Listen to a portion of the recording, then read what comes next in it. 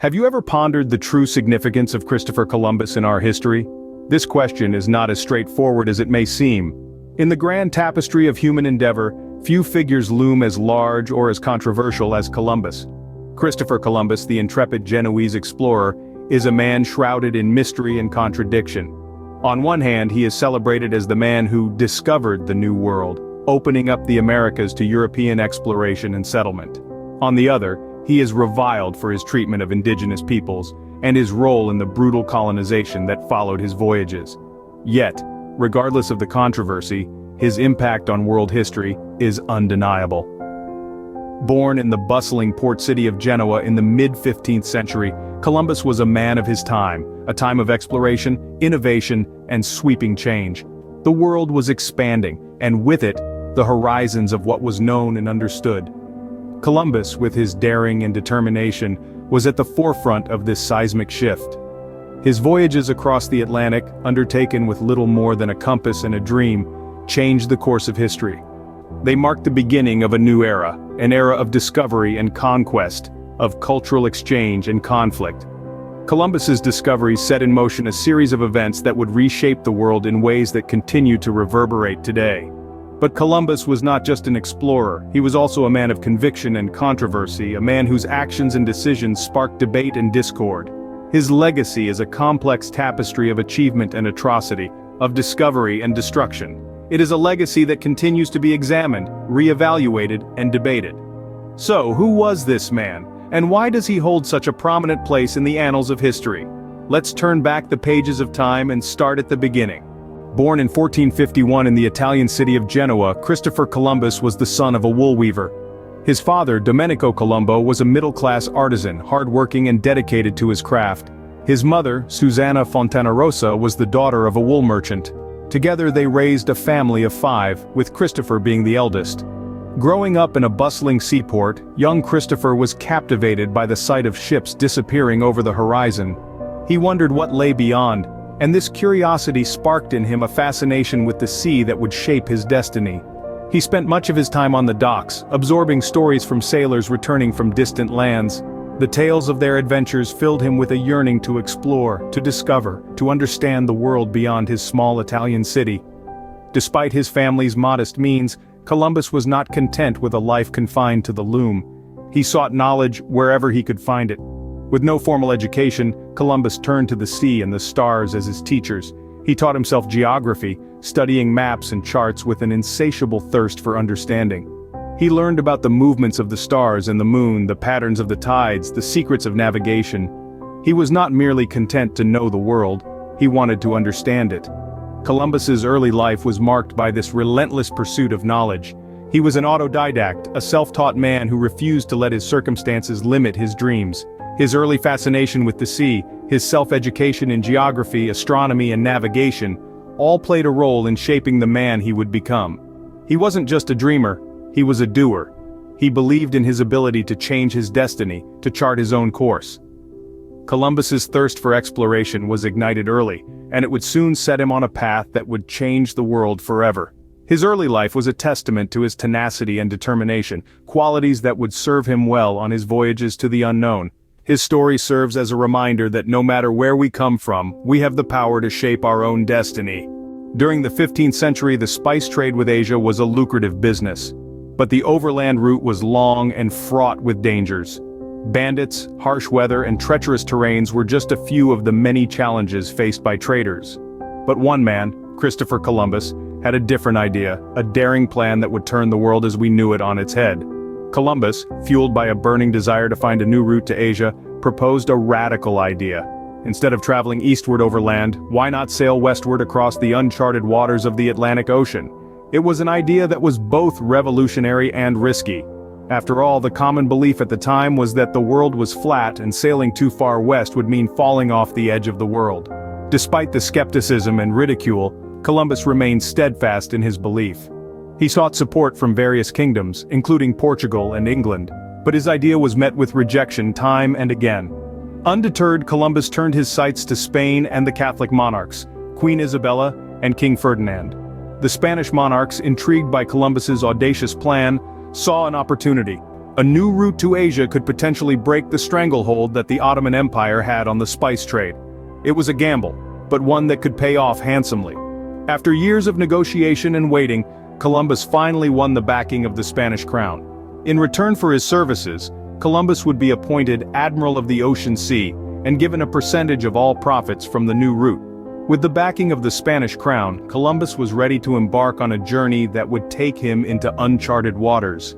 A journey that was fraught with uncertainty and danger, but also one that held the promise of fame, fortune, and the chance to reshape the world.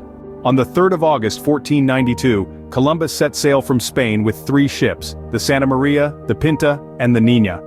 The journey was far from easy, fraught with numerous challenges.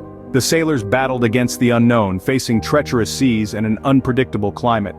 Uncertainty hung in the air like a thick fog, as the crew ventured into uncharted waters, guided only by their faith in Columbus and his vision. The voyage was marked by a series of trials and tribulations.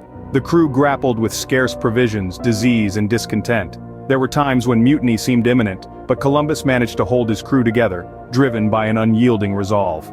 The expedition, however, was not just about survival. It was about discovery, about pushing the boundaries of the known world, and about rewriting the maps of the time. After more than 2 long months at sea, on October 12, 1492, land was finally sighted. It was an island in the present-day Bahamas that Columbus named San Salvador.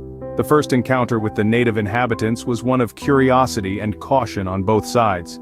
Columbus, believing he had reached the outskirts of Asia, referred to the people as Indians. These encounters, however, were not always peaceful, foreshadowing a tumultuous future. Columbus and his men explored the islands, charting their topography and studying their flora and fauna. They found gold, a resource that would spark an insatiable European lust for wealth and power. But more importantly, they had found a land entirely unknown to the Western world. They had unveiled a world that was rich in its own history, culture, and civilization. A world that had existed parallel to their own, yet completely separate. Columbus had not reached Asia, but he had discovered something equally significant, a new world. The consequences of this discovery would reverberate through centuries, shaping the course of history and humanity in ways unimaginable at the time. This was not just the discovery of a new land, but the beginning of a new chapter in the story of our world. Columbus's discovery opened the gates for widespread European exploration and the eventual conquest of the Americas. After his initial voyage, Columbus would embark on 3 more expeditions to the New World. His insatiable curiosity and thirst for exploration propelling him forward, Columbus sought to uncover more lands and further solidify Spain's claim in the New World. These voyages, while significant, were fraught with challenges and hardships, bringing Columbus face to face with the harsh realities of exploration. In the midst of his explorations, Columbus was appointed the governor of the Indies. This new role wasn't just a title, it carried with it an immense responsibility. As governor, Columbus was expected to establish stable colonies, manage resources, and maintain peace with the indigenous people. The weight of these expectations rested heavily on his shoulders. However, his tenure as governor was marked by controversy. His methods of governance, often described as ruthless and autocratic, drew criticism.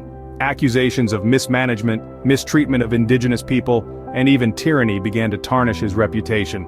The very man who had once been hailed as a hero was now being scrutinized and questioned. These allegations weren't taken lightly. They reached the ears of the Spanish monarchs, who decided to investigate. Columbus was arrested and sent back to Spain in chains, a stark contrast to his triumphant return after his first voyage. This marked the beginning of his political downfall. Stripped of his titles and prestige, Columbus found himself navigating the turbulent waters of court politics and public opinion. Yet even amidst this controversy, Columbus never lost sight of his passion for exploration. He continued to advocate for further voyages, firmly believing in the potential of the New World. His determination, despite the odds, is a testament to his character and his unwavering commitment to his cause. Despite his achievements, Columbus's later years were marred by controversy and political downfall. Nevertheless, his discoveries had already sparked a wave of exploration, forever changing the course of history. Christopher Columbus died on May 20, 1506 in Valladolid, Spain, but his legacy lived on. His death marked the end of an era, but not the end of his impact on the world. He was a man of contradictions, a visionary, and a figure of controversy, Yet his mark on history is indelible. In the immediate aftermath of his death, Columbus was celebrated as a pioneering explorer, a man who dared to venture into the unknown, and in doing so discovered a new world.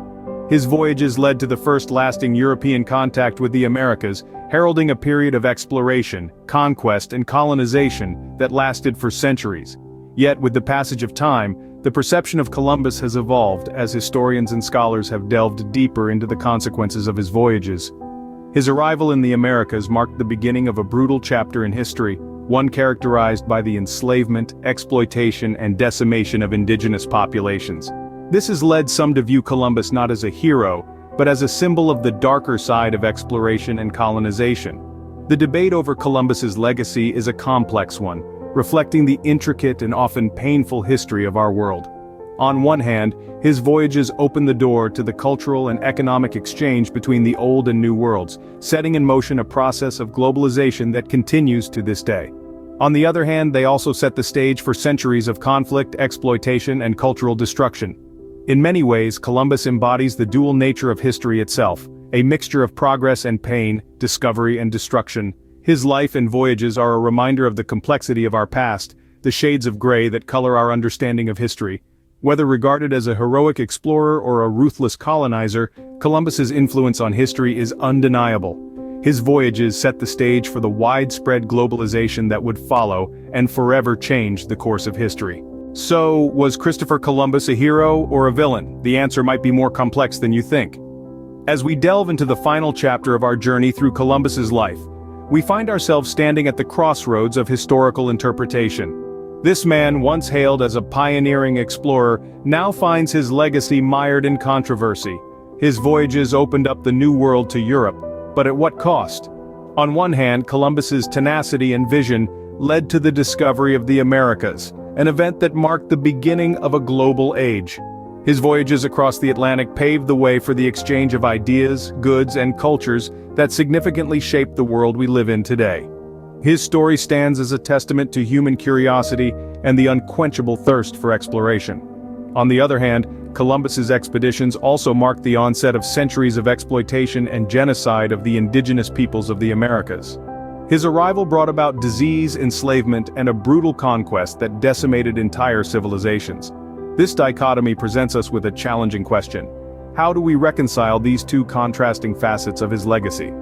The answer lies in understanding that history is often a matter of perspective. Columbus's story is a powerful reminder of this fact. It teaches us to question the narratives we've been told and encourages us to seek out the untold stories that lie beneath the surface.